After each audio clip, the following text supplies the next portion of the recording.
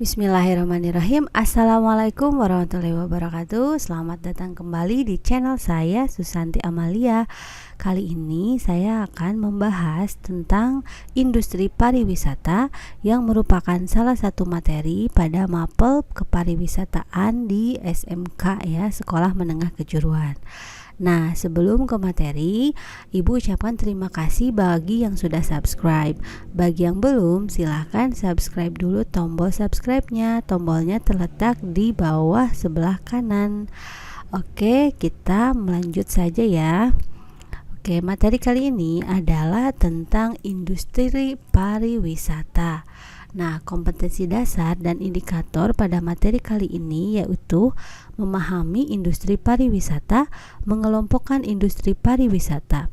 Indikatornya memahami pengertian industri pariwisata, mengklasifikasikan jenis-jenis industri pariwisata, mengelompokkan industri pariwisata, dan menganalisis contoh jenis industri pariwisata. Oke. Nah, berbicara tentang industri pariwisata, materi pembelajaran yang akan kalian dapatkan yaitu adalah yang pertama, definisi industri pariwisata. Dari definisi kita akan mengetahui apa sih yang dimaksud dengan industri pariwisata. Nah, selanjutnya kita akan mengenal jenis-jenis industri pariwisata. Apa saja yang termasuk ke dalam industri pariwisata. Yang ketiga yaitu ciri-ciri industri pariwisata, yaitu tentang bagaimana ciri suatu industri pariwisata. Nah, yang keempat adalah tentang ruang lingkup industri pariwisata. Ruang lingkup menyangkut tentang aspek atau sektor apa saja yang termasuk ke dalam industri pariwisata. Dan yang terakhir adalah contoh industri pariwisata. Nah, nanti Ibu akan memberikan contoh industri pariwisata yang ada di Indonesia. Nah, untuk yang pertama, kita akan membahas dulu tentang definisi industri pariwisata. Seperti yang kita tahu, pariwisata itu adalah tempat atau objek yang biasa dikunjungi wisatawan. Nah, biasanya objek-objek tersebut mengandung arti baik itu berupa sejarah atau seni sehingga wisatawan bisa datang ke sana untuk menikmati, baik wisatawan domestik maupun wisatawan asing. Tapi di sini yang akan dijelaskan adalah industri pariwisata. Nah, apa sih bedanya industri pariwisata dengan pariwisata? Industri pariwisata dapat diartikan sebagai sehimpunan bidang usaha yang menghasilkan berbagai jasa dan barang yang dibutuhkan oleh mereka yang melakukan perjalanan wisata. Jadi, kalau industri pariwisata itu lebih membahas tentang usaha apa saja, baik itu berupa jasa atau barang yang dibutuhkan oleh para wisatawan. Nah, kalau pariwisatanya itu sendiri adalah objeknya, sedangkan industrinya adalah bidang usahanya. Oke, bisa dipahami ya adik-adik. Selanjutnya, jenis-jenis industri pariwisata. Nah, menurut UNWTO atau United Nations World Tourism Organization dalam The International Recommendation for Tourism Statistics 2008, jadi ada beberapa jenis-jenis industri pariwisata. Yang pertama yaitu adalah akomodasi untuk pengunjung. Akomodasi untuk pengunjung ini adalah salah satu jenis industri pariwisata yang memberikan pelayanan kepada pengunjung atau wisatawan, yaitu tempat untuk singgah sementara. Nah, contohnya adalah hotel. Jadi wisatawan yang datang dari berbagai kota itu bisa beristirahat di hotel atau motel. Nah, itu salah satu dari akomodasi untuk pengunjung. Selanjutnya yaitu adalah layanan makanan dan minuman. Seperti yang kita tahu, Indonesia ini mempunyai berbagai jenis budaya. Nah, baik itu ciri khas makanan dan minuman. Begitupun dalam tempat atau yang ada di dalam tempat wisata. Biasanya ada makanan-makanan khas daerah tersebut. Nah, yang disajikan untuk pengunjung ya. Selanjutnya angkutan penumpang. Nah, angkutan penumpang ini merupakan salah satu industri pariwisata, di mana salah satu contohnya adalah bus atau shuttle bus atau bus pariwisata. Jadi, angkutan ini khusus untuk menumpang para wisatawan. Lalu ada agen perjalanan wisata. Nah, seperti yang kita tahu, agen perjalanan wisata ini adalah contohnya travel agent yang membantu perjalanan kita menuju tempat wisata. Nah, agen perjalanan wisata itu salah satu jenis industri pariwisata. Selanjutnya adalah kegiatan budaya. Nah, kenapa kegiatan budaya dijadikan salah satu jenis industri pariwisata? Karena banyak kegiatan budaya yang menjadi suatu ciri khas sehingga mendatangkan wisatawan, baik wisatawan asing maupun domestik. Salah satunya kegiatan budaya di Bali. Contohnya ada kegiatan ngaben, yaitu ngaben itu salah satu contoh kegiatan budaya membakar mayat ya. Nah, ritual itu merupakan ritual budaya yang bisa menarik wisatawan, sehingga kegiatan budaya bisa dijadikan suatu industri pariwisata.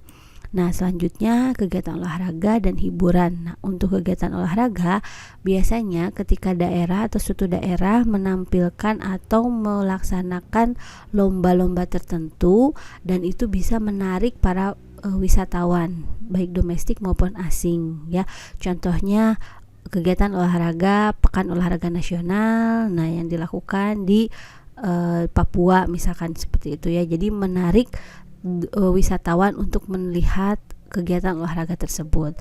Nah, untuk hiburan ini contohnya misalkan pentas seni atau konser atau kegiatan hiburan, misalkan di Pangandaran sering dilakukan pesta layang-layang. Nah, itu merupakan salah satu kegiatan hiburan yang termasuk ke dalam jenis industri pariwisata karena bisa menarik wisatawan baik domestik maupun wisatawan asing. Nah, itu adalah jenis-jenis industri pariwisata yang menurut UNWTO ya. Selanjutnya, ciri-ciri industri pariwisata. Nah, setelah kita mengetahui jenis-jenisnya, apa sih yang bisa membedakan ini disebut industri pariwisata atau industri usaha biasa? Nah, untuk ciri-ciri industri pariwisata, yang pertama yaitu tidak dapat disimpan dan dipindahkan. Maksudnya adalah contohnya nih objek wisata sejarah, misalkan Borobudur. Nah, Borobudur itu kan tidak dapat disimpan ataupun dipindahkan. Jadi para wisatawan itu hanya bisa melihat atau mungkin memoto, tapi tidak bisa membawa atau menyimpan. Tidak berbeda dengan industri usaha. Kalau industri usaha itu fokusnya di produk yang bisa diperjualbelikan sehingga konsumen membawa pulang produknya. Nah, kalau industri pariwisata, barangnya atau bendanya tidak dapat disimpan dan dipindahkan.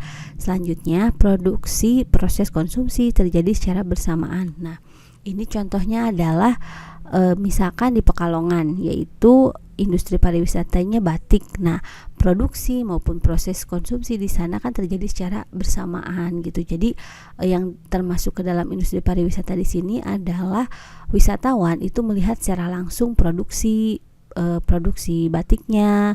Nah, kalau makanan misalkan proses konsumsinya itu dimakan di sana secara langsung itu. Nah, itu salah satu cirinya industri pariwisata. Yang selanjutnya itu tidak ada standar ukuran yang pasti atau objektif. Nah, untuk industri pariwisata ini jika menghasilkan suatu produk atau barang itu tidak ada standar atau sesuai dengan daerahnya tersebut gitu. Jadi tidak bisa disamaratakan. Misalkan nih makanan khas di Jogja misalkan gudeg ya, pasti berbeda meskipun bisa dibuat gudeg itu di rumah atau di daerah Sunda gitu. Tapi gudeg yang paling enak istilahnya itu kalau misalkan wisatawan itu ada di Jogja karena khasnya itu di Jogja. Nah, selanjutnya memiliki ciri khas atau belum pernah ditemui atau dicicipi sebelumnya.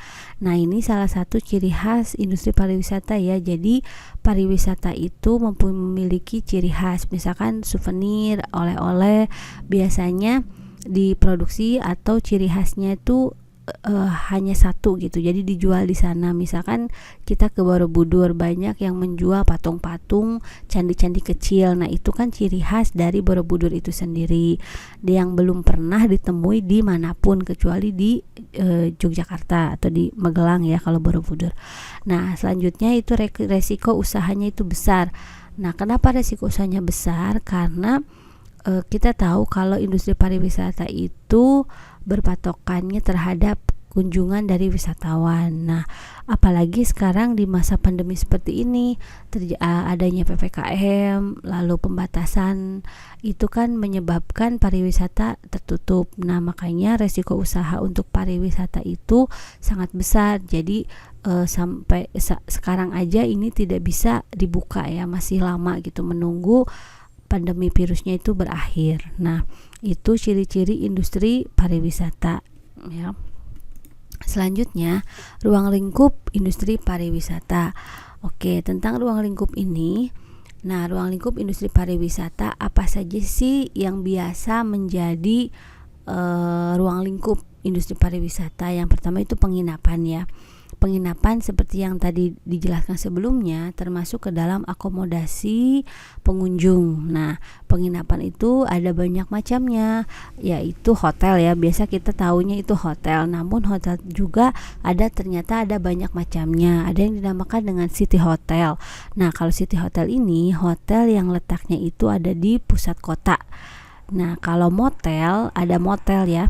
Kalau motel itu hotel-hotel yang ada di pinggir jalan, biasanya jalan-jalan penghubung gitu. Nah, motel-motel ini.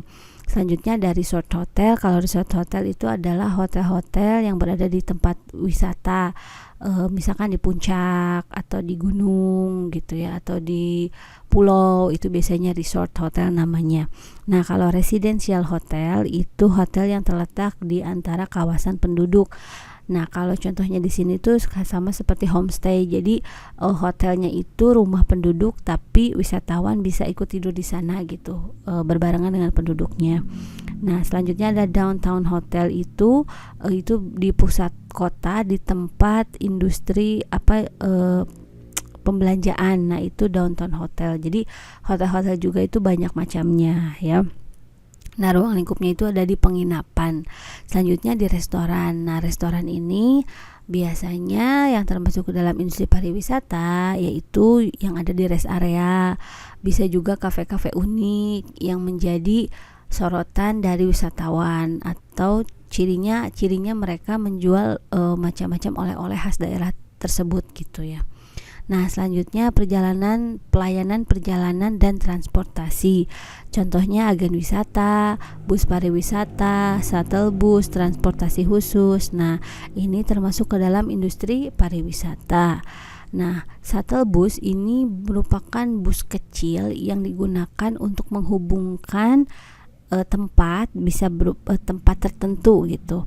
Nah, kalau misalkan kalian pernah ada juga beberapa shuttle bus yang diadakan di bandara. Nah, untuk menyambungkan antara bandara satu dengan bandara lainnya. Tapi di sini industri pariwisata itu shuttle bus yang menghubungkan antara dua tempat wisata biasanya. Nah, itu.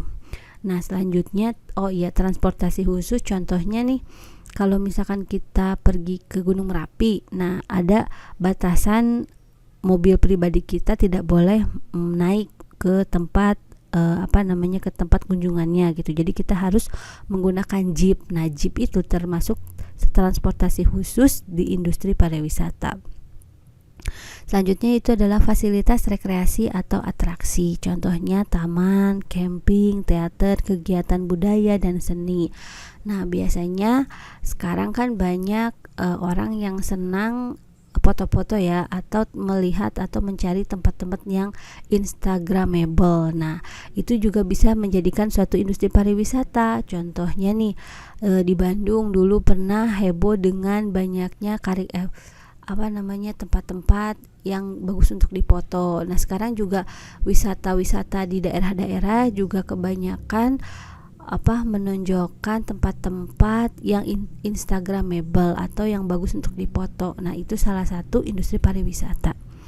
camping, teater, kegiatan seni budaya seperti yang tadi sudah dicontohkan ya. Banyak kegiatan budaya kita karena Indonesia ini banyak sekali budayanya.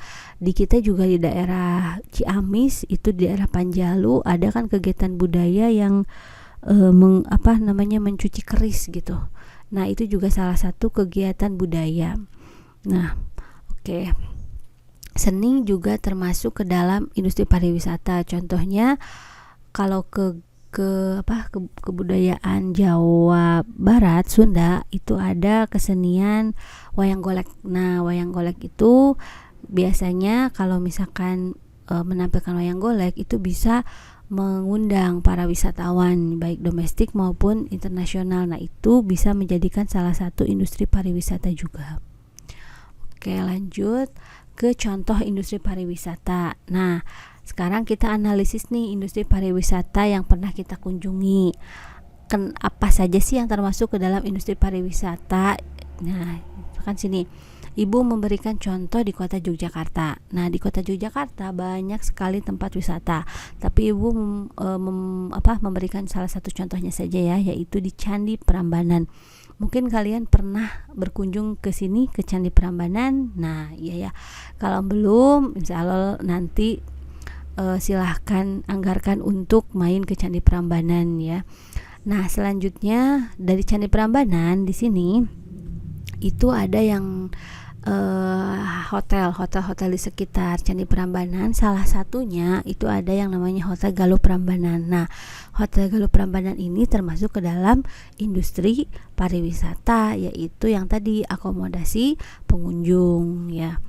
Nah, selain Candi Prambanan, banyak candi-candi lain, yaitu Candi Ratu Boko. Nah, Candi Ratu Boko ini jaraknya dekat dengan Candi Prambanan. Tapi untuk ke sana kita harus menggunakan shuttle bus yang disediakan di Candi Prambanan. Nah, ada biaya tertentu untuk menggunakan shuttle bus. Jadi shuttle busnya ini sudah disediakan oleh pihak di Candi Prambanan. Jadi nanti kita bisa naik ke sana setelah membeli tiket, lalu pulangnya juga diantarkan lagi ke Candi Prambanan. Nah, ini shuttle bus ya, yang tadi termasuk ke dalam transportasi industri pariwisata. Oke, selanjutnya kalau di Yogyakarta sangat terkenal dengan Jalan Malioboro, di mana kita bisa membeli berbagai pernak-pernik khusus khas Jogja, makanan, kuliner dan segala macamnya itu di Malioboro. Nah, dari Prambanan ke Malioboro juga aksesnya mudah hanya dengan menggunakan Trans Jogja. Jadi di Jogja itu ada angkutan umum yang memfasilitasi masyarakatnya baik wisatawan untuk mengelilingi kota Jogja. Nah, dari Prambanan ke Malioboro kurang lebih sekitar 1 jam menggunakan Trans Jogja. Nah, itu harganya juga murah sekali. Kalau kemarin itu harganya cuma 3.500 itu sekali jalan gitu. Jadi kemanapun selama apapun kalau masih dalam satu rute di Trans Jogja itu hanya membayar 1 kali saja. Oke, nah selanjutnya di Jalan Malioboro itu juga banyak hotel-hotel. Nah, ini yang disebut dengan tadi yang di Downtown Hotel, karena di sini tuh tempat di tempat ramai, di pusat kota, di pusat perbelanjaan. Nah, Malioboro Inn ini adalah salah satu hotel yang ada di Malioboro. Nah, kita analisis ya. Kita udah tahu nih apa saja yang kita bisa kunjungi, tempat-tempat apa saja di Yogyakarta. Nah, hasil analisisnya yaitu yang pertama objek wisatanya ada banyak nih, ada Candi Prambanan, Candi Boko, Malioboro. Nah, itu salah satu objek wisata yang ada di Yogyakarta. Jenis industri pariwisatanya, nah akomodasi untuk pengunjung yaitu yang tadi ya, Hotel Galuh Prambanan, Malioboro Inn dan banyak lagi sebenarnya. Yang kedua yaitu layanan makanan minumannya, yaitu pedagang makanan sekitar candi dan wisata kuliner di Malioboro. Jadi di sekitar candi juga ada pedagang-pedagang makanan jongkok-jongkok kecil gitu, dan juga yang menjual pernak-pernik ya. Nah, lebih banyak di Malioboro. Malioboro kan terkenal dengan wisata kuliner angkringannya ya di sana. Oke, selanjutnya angkutan penumpang. Angkutan penumpangnya tadi Trans Jogja kalau di Jogja. Selanjutnya agen perjalanan wisata, yaitu yang tadi tur menggunakan shuttle bus dari Candi Prambanan ke Candi Boko ataupun sebaliknya. Nah, itu salah satu agen perjalanan wisata. Jadi ada turnya juga. Nah, sebenarnya ada banyak sih, nggak hanya ke Candi Boko juga, ada yang ke tebing Brexit juga gitu. Jadi tergantung kita pilih perjalanan wisatanya yang mana. Oke, selanjutnya kegiatan budaya. Nih, kegiatan budaya itu contohnya pentas seni di Candi Prambanan. Jadi di Candi Prambanan itu ada semacam tempat untuk pentas seni. Nah, kadang-kadang di sana tuh sering diadakan pentas seni. Nah, kegiatan olahraga dan hiburannya di pentas seni di Tugu Jogja. Nah, di Jogja itu kan di Malioboro itu kan panjang ya, sepanjang Malioboro. Nah, biasanya di Tugu Jogja itu atau di 0 km Malioboro itu suka banyak seniman-seniman yang menampilkan karyanya di sana gitu. Nah, itu adalah hasil analisis industri pariwisata di daerah Yogyakarta. Nah, setelah kita tadi membahas tentang apa itu industri pariwisata, jenis-jenisnya, ruang lingkup, dan berikut contohnya, sekarang tugas kalian adalah membuat 2 analisis industri wisata dengan ketentuan. Yang pertama, tempat atau daerah wisata di Jawa Barat. Ya, bolehlah bebas, silahkan di Jawa Barat. Tempatnya di mana saja, bisa di daerah kita di Ciamis atau di Bandung, pokoknya sekitaran Jawa Barat. Silahkan pilih aja tempat wisata di daerah Jawa Barat satu aja. Yang kedua, tempat atau daerah wisata di luar Jawa Barat. Nah, kecuali Yogyakarta. Kenapa? Karena tadi Ibu sudah memberikan contohnya kalau di Yogyakarta. Silahkan kalian cari lagi yang di luar Jawa Barat, tempat daerah wisata. Nah, untuk sumber tugas boleh dari internet, tapi dengan menuliskan sumbernya. Jadi kalau misalkan kalian mengambil foto, itu fotonya dari mana, tulis sumbernya. Atau misalkan mengambil informasi nama-nama hotelnya, silakan tulis sumbernya. Nah, lalu tugas dikerjakan langsung pada LMS bagian tugas, atau ditulis terlebih dahulu pada buku catatan, lalu fotonya diupload ke LMS ya. Oke, itu untuk tugasnya di materi industri pariwisata kali ini. Silahkan untuk mengerjakan. Kalau misalkan kurang paham, boleh bertanya di kolom komentar, atau misalkan lihat lagi video ini kembali. Oke. Nah, Ibu ucapkan terima kasih atas perhatiannya. Dan kalau yang belum subscribe, jangan lupa di subscribe agar tidak ketinggalan materi-materi berikutnya. Oke, terima kasih. Bye-bye.